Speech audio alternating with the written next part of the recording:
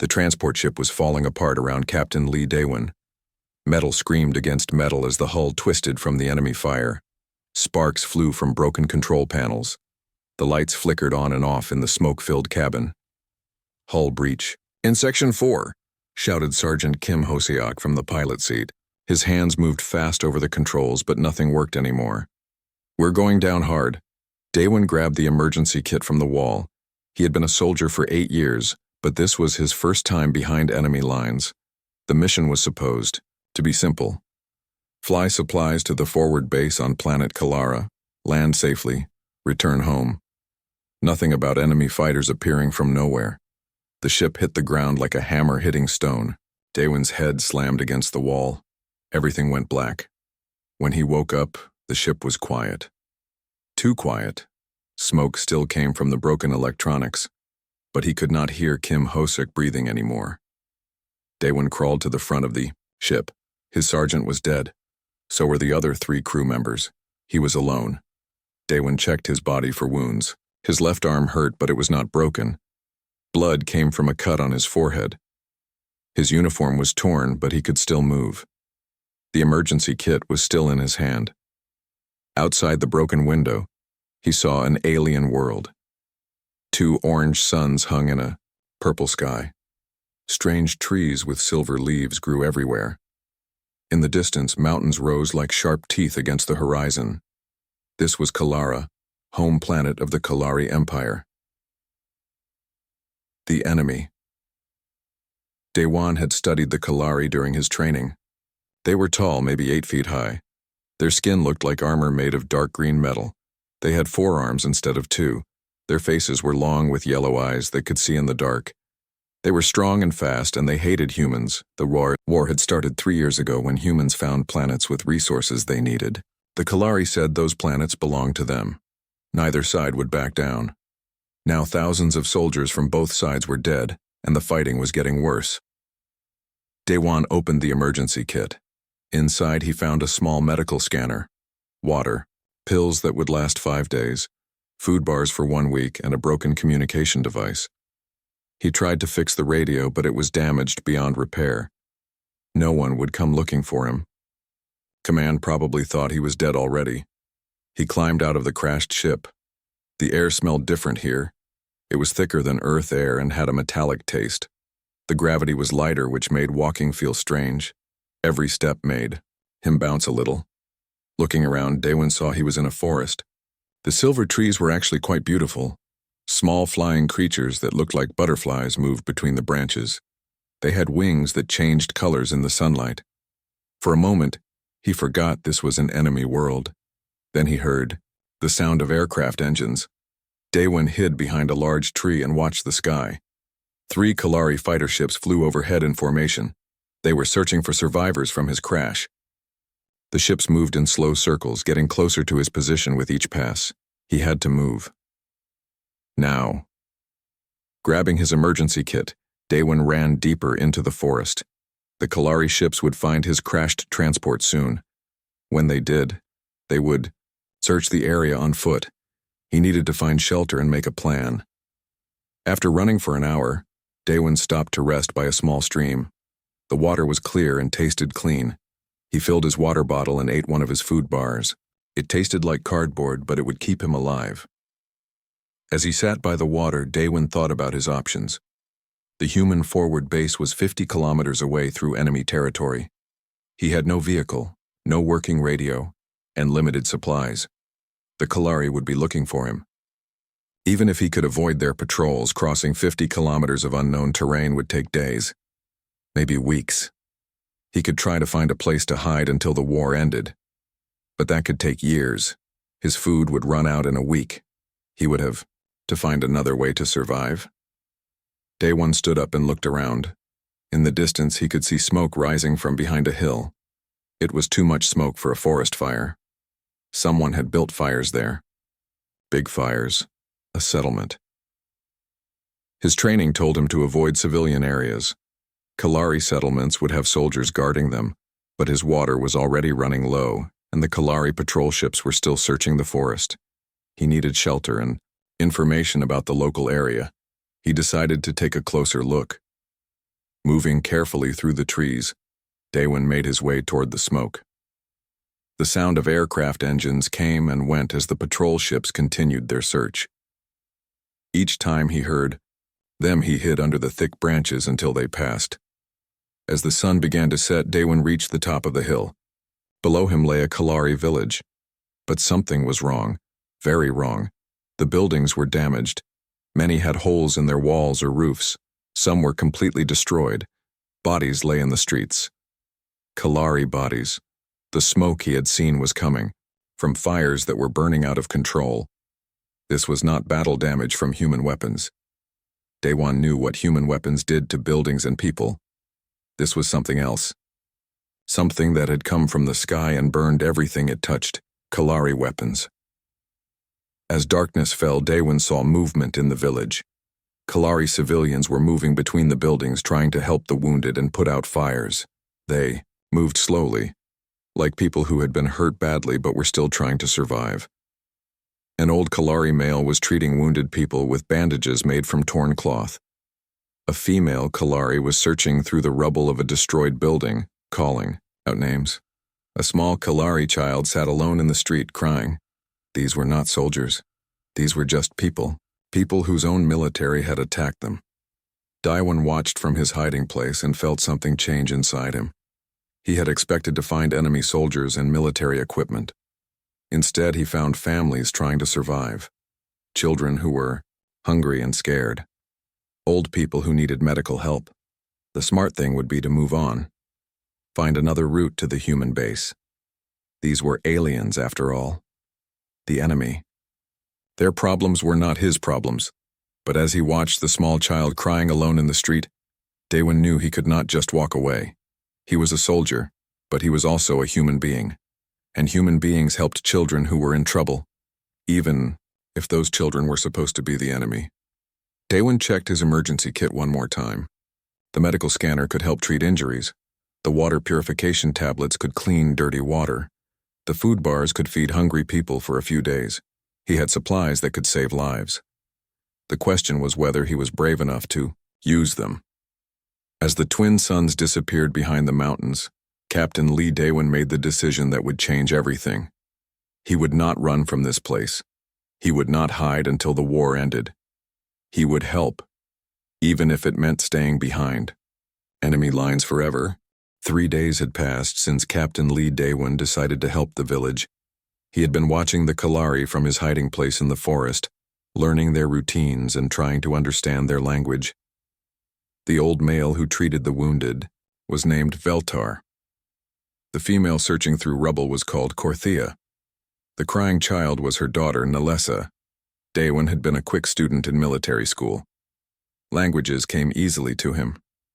By listening carefully, he was starting to understand basic Kalari words. Their speech was deep and musical, like singing in a low voice. On the first night, he had crept into the village while everyone slept. Using his medical scanner, he found the most seriously wounded Kalari and left small medical patches near them. The patches would help heal cuts and reduce pain. He also left water purification tablets by the village well. The next morning, Veltar found the medical supplies. The old Kalari looked around with confusion but quickly used them to help the wounded. Word spread through the village about the mysterious gifts. Some villagers thought their ancestors were protecting them. Others worried it might be a trap. On the second night, Daewon became bolder. He left food bars hidden near houses where families had small children. He used his emergency knife to cut open sealed containers in the destroyed buildings, looking for anything useful that the villagers had missed. Nalessa found one of the food bars first. She brought it to her mother with excitement. Korthia examined the strange human food carefully before letting her daughter eat it. When Nalessa smiled for the first time in days, other families began searching for similar gifts. Now it was the third day, and Daewon was getting ready for his biggest risk yet.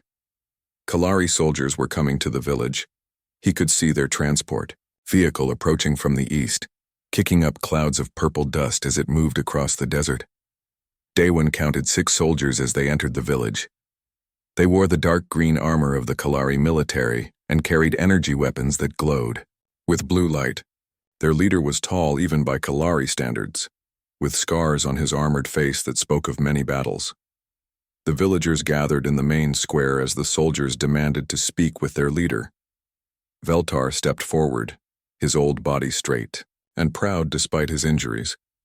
"We come for the tribute," the scarred soldier announced in the harsh military dialect of Kalari.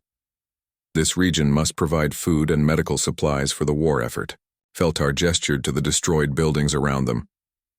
"Captain Hexmore, as you can see, we have nothing left to give. Our own people are wounded and hungry." Captain Hexmore looked around the village with cold, yellow eyes. "The war requires sacrifice from all Kalari. If you cannot provide tribute, you will provide workers instead. We need laborers for the military construction projects. Please." Korthia stepped forward, holding Nalessa close to her side. "Our people are too weak to work in the mines. Many are still healing from the bombing." "The bombing was necessary," Hexmore replied without emotion. "This village was suspected of helping human spies. Consider yourselves fortunate that we allowed any survivors." Daewon felt anger rise in his chest as he listened from his hiding place. These soldiers were talking about bombing their own people as if it meant nothing. Children had died in that attack. But Hexmore spoke about it like discussing the weather. The argument continued for several minutes. The soldiers wanted food, medical supplies, and workers. The villagers had none of these things to give. Finally, Hexmore made his decision. "You have 1 day to gather what tribute you can," he announced. "If there is not enough, we will select half the adult population for forced labor. The construction projects need workers, and we will not return empty-handed." The soldiers climbed back into their vehicle and drove away, leaving the villagers in despair. Veltar sat down heavily on a broken wall, looking older than his years. Korthia held her daughter while tears rolled down her face. Other villagers stood in small groups talking quietly about their impossible situation. That night, Daewon made his move. He waited until the village was quiet, then crept through the shadows toward the largest remaining building. It had once been a storage warehouse, but the bombing had damaged the roof and walls. Inside, he found exactly what he hoped for: supplies that had been buried under rubble and forgotten. Working carefully with his emergency tools, Daewon dug through the debris. He found containers of preserved food, medical equipment that still worked, and even some luxury items like jewelry and art pieces that could be traded for necessities. But more importantly, he found something else. In a hidden room beneath the warehouse, he discovered weapons. Not military weapons, but hunting tools that Kalari civilians used to catch food in the wild. They were old, but still functional. Daewon made several trips back and forth, carrying supplies to different locations around the village. He left food near the houses of families with children, medical supplies near the clinic where Veltar worked, and trade goods in the market square where everyone would find them. As the sun rose, the villagers began to discover his gifts. Shouts of surprise and joy echoed through the settlement as people found exactly what they needed most. Children laughed as they ate real food for the first time in days. Wounded Kalari smiled as proper medical equipment eased their pain.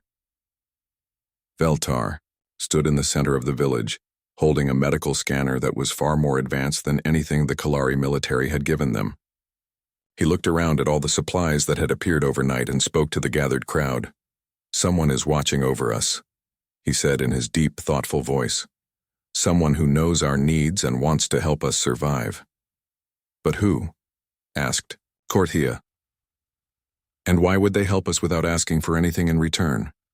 An old female named Yiksara spoke up from the back of the crowd. "My grandmother used to tell stories about guardian spirits, beings who protected villages during times of great danger. Maybe the spirits of our ancestors have returned to help us." "Spirits do not leave physical objects," Veltar replied, examining the medical scanner more closely. "Someone real is doing this, someone with knowledge of both our needs and our village layout." "Could it be other Kalari?" asked a young male named Dexon. "Perhaps survivors from another village?" Veltar shook his head. "These supplies are not from Kalari sources. Look at this medical device. The design is different from our technology.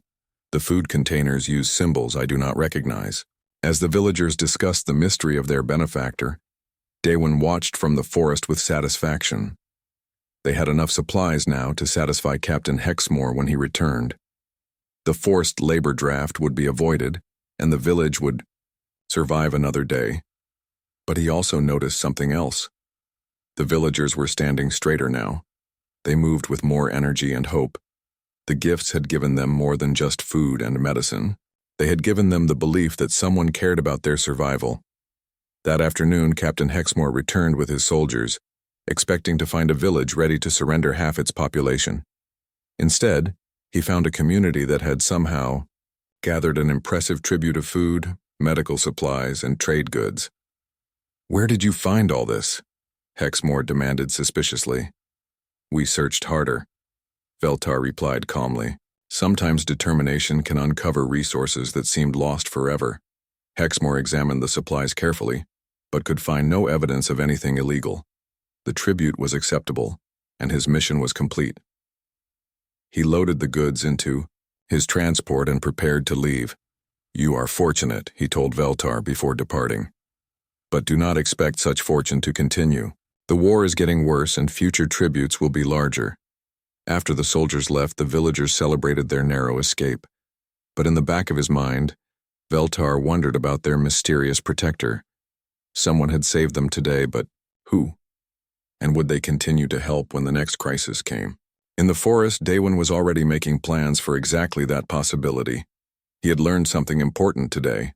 Small acts of kindness could have big effects. The villagers had not just survived because of his help, they had grown stronger. Maybe, he thought, he could do more than just survive behind enemy lines. Maybe he could actually make a difference in this war, one village at a time. The ghost who cared was just getting started. 2 weeks had passed since Captain Lee Daewon first helped the village of Kethmara. Word was spreading across the region about the mysterious protector who appeared in the night to help Kalari civilians. The stories grew with each telling, but the help was very real. Daewon had expanded his operations to cover 3 villages now. Using his military training, he moved through the desert and forest like a shadow, always staying one step ahead of the Kalari patrols that searched for him.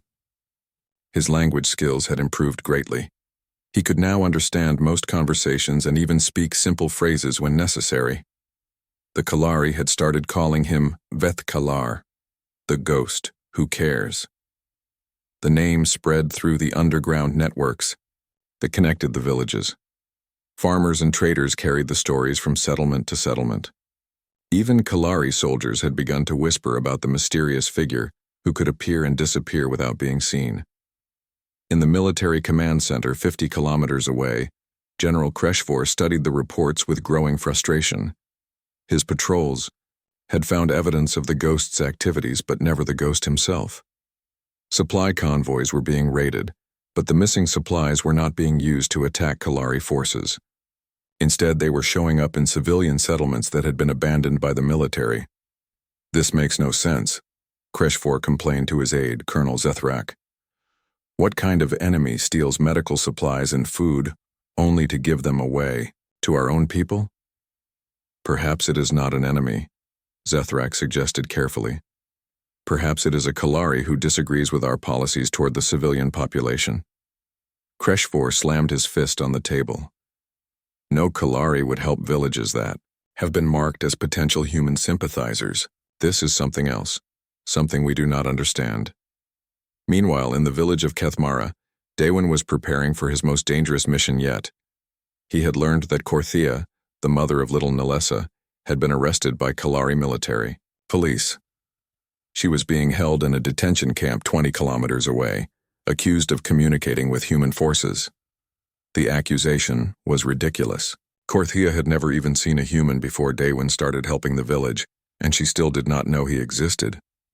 But the Kalari military was becoming paranoid about the ghost's activities. They were arresting anyone who might be connected. To the mysterious helper, Daewon knew he had to act. Nalessa cried every day for her mother. Veltar was doing his best to care for the little girl, but she needed her family. More importantly, Korthia was innocent. She was being punished for accepting help that she had never asked for. The detention camp was a temporary facility built around an old mining station. It held about 50 Kalari civilians who had been arrested on suspicion of helping the ghost. Most were guilty of nothing more than being in the wrong place at the wrong time, when their villages received mysterious aid. Daewon spent 3 days studying the camp's routines. The guards were professional soldiers, not the half-trained recruits he had encountered at the villages. They had energy weapons, communication equipment, and regular patrol schedules. Breaking in would be difficult. Getting out alive would be even harder. But Daewon had advantages that the Kalari did not know about. His human night vision was better than theirs in absolute darkness. His smaller size allowed him to move through spaces that would be impossible for an 8-foot-tall Kalari. Most importantly, he understood military thinking because he was a soldier himself. On the 4th night, Daewon made his move. He approached the camp from the east, where the old mining equipment created shadows and blind spots in the guard towers. Using his emergency knife, he cut through the fence at its weakest point. The metal was old and corroded from years of desert wind and sand. Inside the camp, he found the prisoners housed in 3 separate buildings. Using his medical scanner, he located the strongest life signs first. Korthia was in the middle building, along with 15 other adults from various villages. The building was locked with an electronic system that Daewon did not understand. But the walls were made of local stone that had been weakened by years of mining explosions. He used his emergency tools to quietly remove several stones near the foundation, creating a hole just large enough for a person to crawl through. "Korthia," he whispered in careful Kalari as he entered the dark room. "I am here to help you."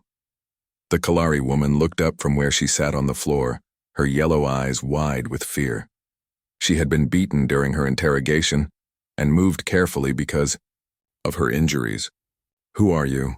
she asked quietly. "A friend," Daewon replied. "Your daughter needs her mother." At the mention of Nalessa, Korthia's expression changed from fear to hope. "You know my daughter? Is she safe?" "She is safe, but she misses you very much. We need to leave now." Daewon helped Korthia through the hole in the wall. She was weak from her imprisonment but determined to return to her child. As they prepared to leave, she stopped and looked back at the building. "What about the others?" she asked. "They are innocent too." Daewon had planned to rescue only Korthia, but he understood her concern. These people were suffering because of his actions. He could not save them all, but maybe he could do something to help. "Wait here," he told Korthia, then crept back to the building. Inside, he found the other prisoners and quickly explained who he was. Some were too frightened to trust him. Others were too weak to travel, but 5 were willing and able to attempt an escape.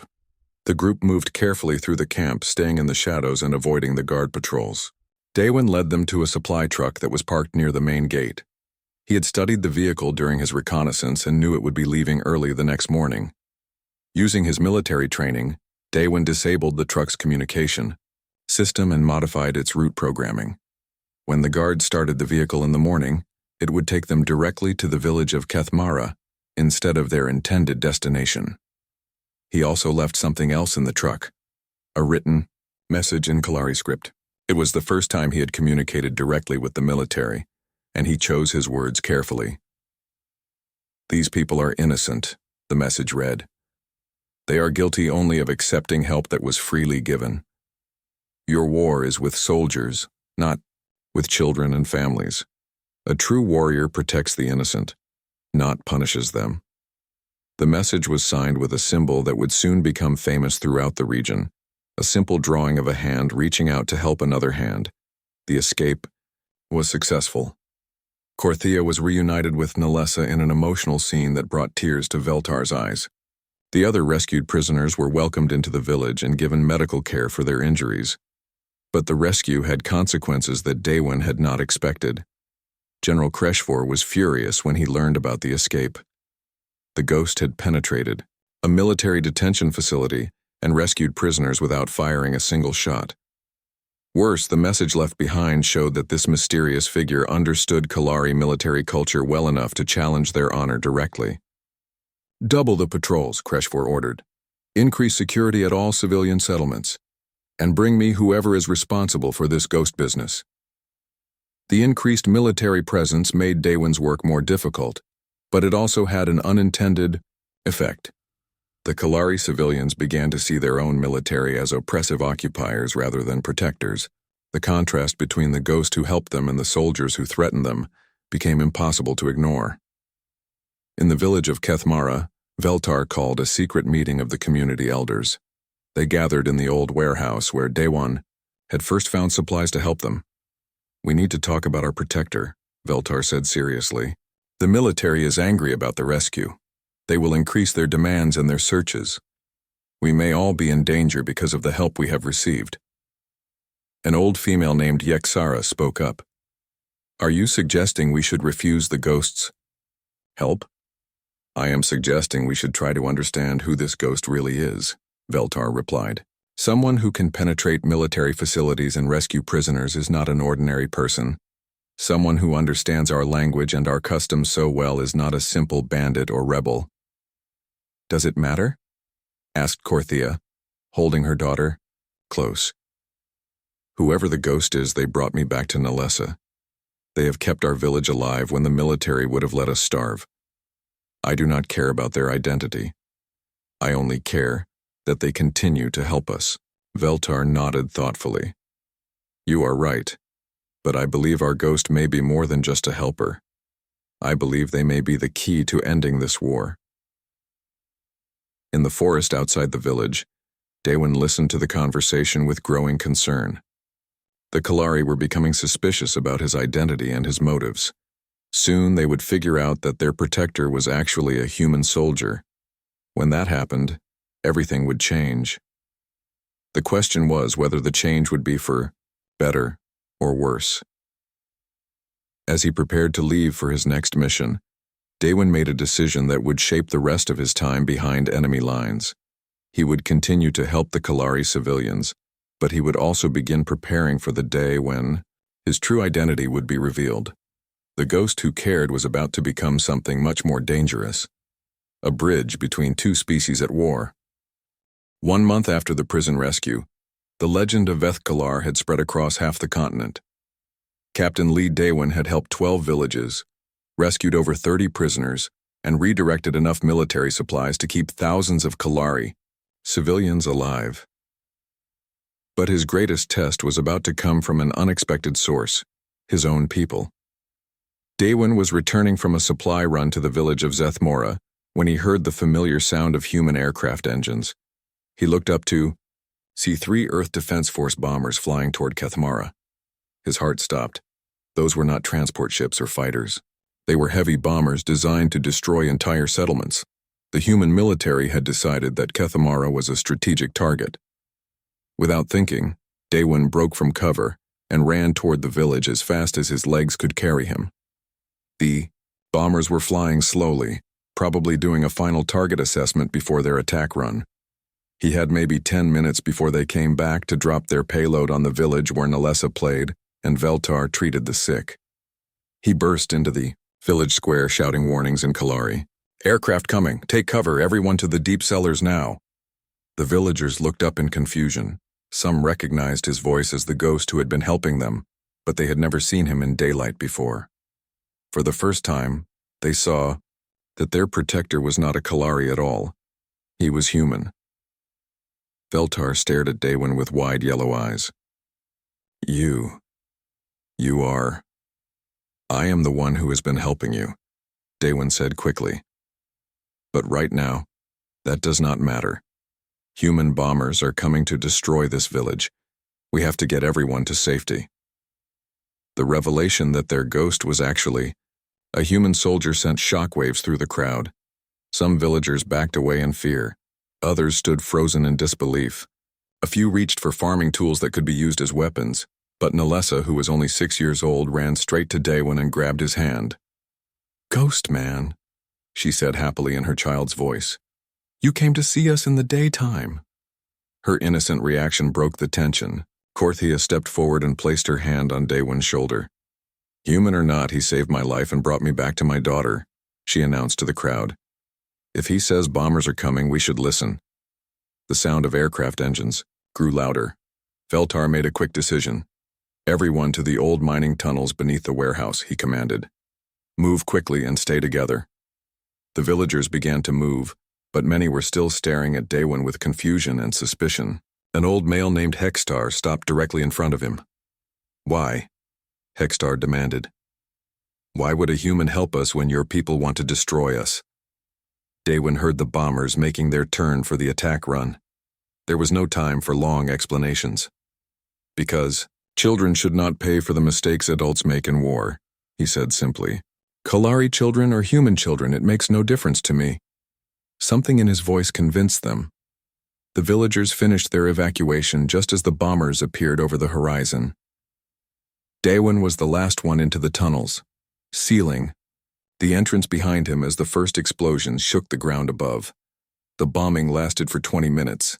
The tunnels protected the villagers from the direct impact, but the sound was terrifying.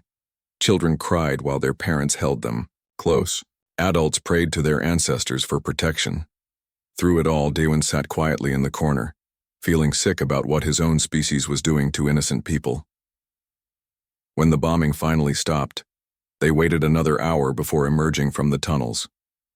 The village of Kethmara had been almost completely destroyed. Buildings were reduced to rubble. The medical clinic where Veltar had worked was gone. The market square where children had played was now a crater. But everyone was alive. The villagers stood in the ruins of their homes and looked at the human soldier who had saved their lives. The revelation of his identity had changed everything, but not in the way Daewon had expected. Veltar approached him slowly. The old Kalari's face was serious but not angry. Your name, Veltar said in careful English. What is your real name? Captain Lee Daewon, Earth Defense Force, Daewon replied formally. Captain Lee Daewon, Veltar repeated slowly, testing the foreign sounds. You are a soldier in the army that just tried to kill us all. Yes. But you warned us. You saved our lives. Yes. Veltar was quiet for a long moment, looking around at the destroyed village and the living villagers. When he spoke again, his voice was filled with something that sounded like wonder. Do you understand what you have done? He asked. Daewon shook his head. I helped people who needed help. That is what decent beings do for each other. No, Veltar said firmly. You did something much more important than that. You showed us that our enemies are not evil monsters. You showed us that humans can have honor and compassion. You showed us that this war is not about good people fighting bad people. It is about people on both sides making terrible choices. Other villagers began to gather around them. Korthia was there with Nalessa. Yexara and Hexstar stood with the other elders. Young Kalari, who had grown up knowing only war, looked at the human with curiosity instead of hatred. You could have escaped when you first crashed here, Korthia observed. You could have tried to return to your own people. Instead, you stayed to help us. Why? Daewon thought about the question carefully. It was the same question he had been asking himself for weeks. Because I saw Nalessa crying in the street that first night, he said finally. She was just a child who was hungry and scared. I could not walk away from that. Then I saw how hard Veltar was working to help the wounded. With no proper supplies, I could not ignore that either. Each time I helped someone, I saw another person who needed help. Before I knew it, helping you all became more important than returning to my own side. Even though we are supposed to be your enemies? Asked Hexstar. You were never my enemies, Daewon replied. Your military is my enemy. Your government is my enemy. But Nalessa is just a little girl. Korthia is just a mother. Veltar is just an old man trying to heal the sick. You are not my enemies. You are just people trying to survive a war that none of us really wanted. Veltar stepped closer to Daewon and extended one of his 4 hands in the traditional Kalari gesture of friendship. Captain Lee Daewon, he said formally, I am honored to know you. You have shown more true Kalari honor than most of our own soldiers. You protect the innocent, you help the weak, and you sacrifice yourself for others. These are the values our people claim to believe in, but you are the one who actually lives by them. Daewon accepted the gesture of friendship, feeling the weight of the moment. He was no longer just a crashed pilot hiding behind enemy lines. He was no longer just a ghost who helped villages in secret. He had become something entirely new, a bridge between two species who had forgotten how to see each other as people, instead of enemies. "What happens now?" asked Korthia. "The village is destroyed. We have nowhere to live and no way to rebuild." Veltar looked around at the rubble that had once been their homes, then back at the human who had saved their lives. "Now," he said thoughtfully, "we do something that has never been done before in this war. We work together, Kalari and human, to build something better than what was destroyed." "The military will never allow that," Hextar protested. "Both sides will call us traitors." "Perhaps," Veltar agreed. "But Captain Daewin has shown us that the military does not speak for all humans. Maybe it is time for the civilians on both sides to speak for themselves." As the twin suns set over the ruins of Kethmara, a new alliance was born. It would not be easy. Both the human and Kalari governments would try to stop them. Military forces from both sides would hunt them down as traitors and collaborators. But for the first time since the war began, there was hope for something more than just survival. There was hope for peace. The ghost who cared had become the man who showed two civilizations that their real enemy was not each other, but the war itself. 6 weeks after the bombing of Kethmara, General Kreshfor finally had the information he needed to capture the ghost. A captured human communication device had revealed Captain Lee Daewin's identity and confirmed what many had begun to suspect. Their mysterious protector was an enemy soldier. But Kreshfor had also learned something else from intercepted human military transmissions.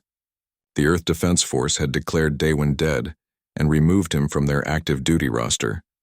He was no longer protected by military law or prisoner of war conventions. Officially, he did not exist. This gave Kreshfor the freedom to deal with the ghost in any way he chose. The general had spent weeks planning the perfect trap. He knew that Daewin would risk everything to protect Kalari civilians, especially children. So Kreshfor had prepared something that the human could not ignore, a public execution of the villagers who had helped him, including little Nalessa. Thirsty. Execution was scheduled to take place in the ruins of Kethmara village, where Daewin had first revealed himself to save the people from human bombers. Kreshfor had chosen the location carefully. The ghost would come to save the innocent, and when he did, he would finally be captured or killed. What Kreshfor did not know was that Veltar had been secretly communicating with other village leaders across the region. The old Kalari had been sharing the story of Captain Lee Daewin, the human who had shown them that honor and compassion could exist even in war. The message had spread to the highest levels of Kalari society, and even to human colonies on the outer rim. The execution was intended to be a demonstration of military power. Instead, it became something much more significant. On the morning of the scheduled execution, Daewin crouched in the forest overlooking the ruins of Kethmara. He could see the platform that Kreshfor's soldiers had built in the center of what used to be the village square. Veltar, Korthia, and 12 other villagers were chained to posts, waiting to die. Nalessa stood next to her mother, too young to fully understand what was happening but old enough to be frightened. 30 Kalari soldiers surrounded the platform, all armed with heavy weapons and looking alert for any sign of the ghost. "General." Kreshfor himself stood at the front of the platform, his scarred face showing satisfaction at his clever trap. Daewin knew it was hopeless. Even with all his military training, he could not fight 30 soldiers and survive. But he also knew that he could not watch innocent people die because they had accepted his help. He had made his choice weeks ago when he first decided to help these people. Now he had to follow that choice to its end. He stood up from his hiding place and walked out of the forest with his hands raised above his head. "I am Captain Lee Daewin," he called out as he approached the platform. "I am the one you call Vethkalar. Let the villagers go and take me instead." The soldiers immediately surrounded him with their weapons drawn. General Kreshfor stepped down from the platform with a smile of triumph on his face. "So," Kreshfor said, in accented English, "the famous ghost finally shows himself. You are smaller than I expected for someone who has caused so much trouble. I am here, Daewon replied calmly. Release the hostages. Your fight is with me, not with them. My fight is with anyone who interferes with Kalari military operations, Kreshfor corrected. These civilians chose to accept help from an enemy soldier. That makes them traitors to their own species. They are guilty of nothing except accepting food and medicine for their children, Daewon protested. Since when is helping the sick and hungry a crime? Since it undermines military discipline and authority, Kreshfor replied coldly. You have made these people think that they deserve better treatment than their government provides. You have made them question our methods and our goals. That kind of thinking is dangerous during wartime. From the platform, old Veltar spoke up in a voice that carried clearly across the ruins. Captain Daewon did not make us question anything, he said with dignity. Your actions made us question everything. When you bomb our villages and demand tribute we cannot provide, we question your leadership. When you arrest innocent people and call them traitors, we question your justice. When you threaten to execute children for accepting help, we question your honor. Silence, Kreshfor shouted, but Veltar continued speaking. This human has shown more respect for Kalari values than you have, General. He protects the innocent. He helps the weak. He sacrifices himself for others. These are the principles our ancestors taught us, but you have forgotten them in your pursuit of victory. Other voices began to join Veltar's, not just from the hostages on the platform but from the edges of the ruins. Kalari civilians had been arriving throughout the morning, drawn by word of the execution. They came from villages throughout the region, people who had been helped by the ghost, people who had heard the stories, people who wanted to see for themselves what would happen. More surprisingly, humans had come too. Colonists from the outer, rim settlements had heard about the human soldier who had chosen to help enemy civilians instead of trying to return home. They wanted to witness what they saw as the most important moment of the war. Let him go, called out a human woman from the crowd. He is a hero, not a traitor. The ghost saved my family, shouted a Kalari male. He is more honorable than any soldier. General Kreshfor looked around with growing alarm as more voices joined the protest. This was not what he had planned. The execution was supposed to demonstrate the consequences of helping the enemy. Instead, it was turning into a demonstration of support for everything the ghost represented. Enough. Kreshfor drew his sidearm and pointed it at Daewon's head. I will execute the human now and then proceed with the original sentences for the traitors. But before he could pull the trigger, something unprecedented happened. Colonel Zethrak, Kreshfor's own aide, stepped between the general and his prisoner. Sir, Zethrak said quietly, I cannot allow you to do this. What did you say? Kreshfor demanded in shock. I said I cannot allow you to execute this human, Zethrak repeated more loudly, so that everyone could hear him. He has committed no crime, except showing mercy to our people. If we kill him for that, we prove that we have abandoned everything that makes us worthy of victory. Other soldiers began to lower their weapons. The crowd was growing larger and more vocal in their support for both Daewon and the villagers. Some of the younger Kalari soldiers looked uncertain, torn between their orders and what they believed was right. This is mutiny, Kreshfor screamed at his colonel. You will be court-martialed for this. Perhaps, Zethrak replied calmly. But I would rather face a court-martial than live with the shame of executing someone who has shown more honor than I have. At that moment, a new voice cut through the chaos. It came from the edge of the crowd, speaking with the authority of high rank and advanced age. General Kreshfor, lower your weapon immediately. Everyone turned to see an elderly Kalari female approaching the platform. She wore the formal robes of the Kalari High Council and moved with the dignity of someone accustomed to being obeyed. Behind her walked a human officer in the uniform of the Earth Defense Force, Counselor Nathara, Kreshfor said with obvious surprise. What are you doing here? I am here to stop a terrible mistake, Nathara replied as she climbed onto the platform, and to witness something that may be the beginning of peace between our peoples. The human officer stepped forward and saluted Daewon formally. Captain Lee Daewon, I am Commander Sarah Kim of the EDF Diplomatic Corps. By order of both governments, this execution is suspended pending a full investigation of your activities behind enemy lines. Daewon stared at the commander in confusion. Sir, I do not understand. I was declared dead weeks ago. Your status has been reconsidered, Commander Kim replied, with a slight smile. It seems that reports of your activities have reached some very important people on both sides of this conflict. People who believe that what you have done here represents a new possibility for ending this war. Counselor Nathara addressed the crowd that had gathered to witness the execution. Citizens of both species, she announced, what we have seen here today proves that peace between our peoples is not only possible, but necessary. This human soldier has shown us that the values we claim to fight for, honor, compassion, protection of the innocent, are not limited to one species or another. They are universal values that can unite us instead of divide us. From the platform, Veltar spoke again. Captain Daewon once told me that children should not pay for the mistakes that adults make in war. Today I say to you that our children, both human and Kalari, deserve a future where they do not have to fear each other. Little Nalessa, who had been quiet through most of the confrontation, suddenly broke free from her mother's chains.